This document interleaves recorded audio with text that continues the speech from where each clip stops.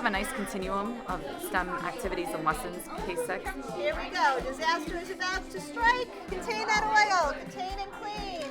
Students have been working on projects that combine science, technology, engineering, math, and sometimes art. We're going to be using these materials and we're going to be using them as stairs.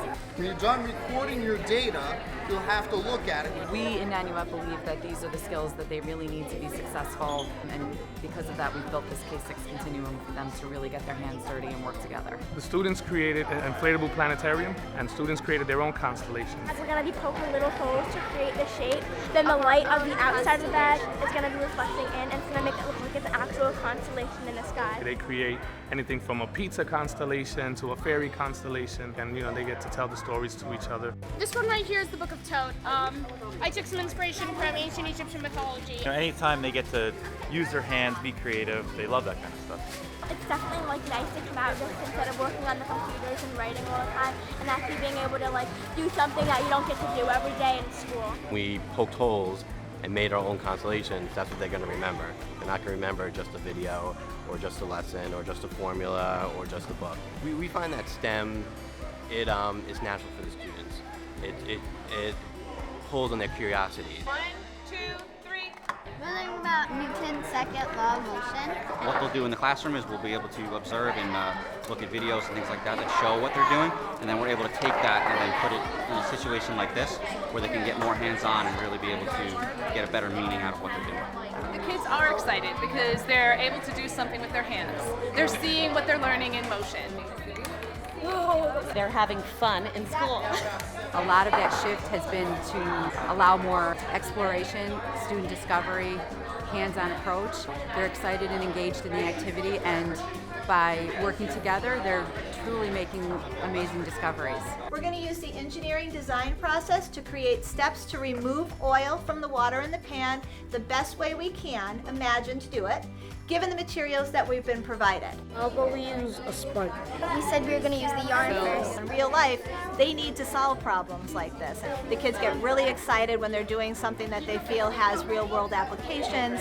They really have to imagine it themselves, create it themselves, do it themselves, and that really is an excitement that they just naturally will have. We get to experiment a little bit and learn more about our ecosystem, our environment. This actually ties in nicely to anything that they could go home and see on the news. They hear all about what's happening to the ecosystem when the oil spills happens, how much it costs governments to clean it up, and they can go home and talk to their parents about, hey, I did that in school today and I know what that means.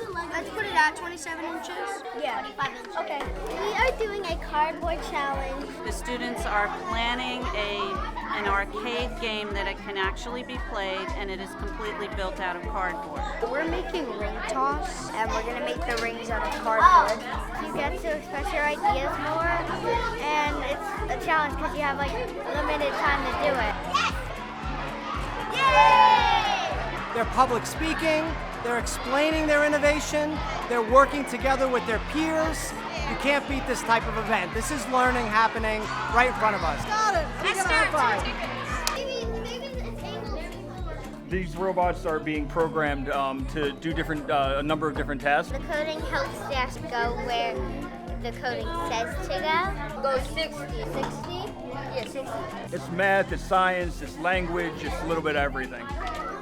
Kids really enjoy these kinds of hands-on activities. Their brains are engaged, their hands are engaged, they're collaborating, they're creatively thinking. It's gonna be a adventure, standing like these. Right now, they listened to a story about Goldilocks and the Three Bears, and they decided what the challenge was. So they know that they had to build a chair for Baby Bear. They're learning about stability, and they're also learning in math how to look at the proportion of pieces. What size piece do they need to use in order to hold up the weight or the size of the character that they're putting on. When you put one on the bottom, it makes it more sturdier. This type of special helps them problem solve on their own. They're trying to figure out, what do I have to do versus being told what to do. They look forward to coming to STEM every time. They walk in the door and the first thing they ask is, what are we doing today? And they want to know what challenge are we solving, what problem is there that we have to solve. For the rainforest, the claim was Most plants and animals live on the floor. This lesson has been building on biodiversity in animals that we've been teaching all year. So the children learned about all different animal groups, and now they're learning about the habitats. They don't get enough rain and sunlight. That's true.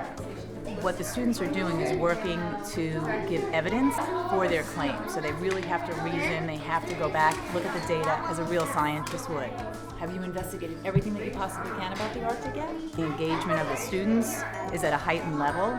It's very hands-on, it's very manageable for them, and they're incredibly excited about it. They love it. It's their favorite time, and they cheer when we say it's science time. This curiosity, then it builds that love of learning as they get older. I call it the stickiness of it. You know, the kids get to actually follow through on the formulas they learn. They get to apply it. They get to see how it acts in the real world.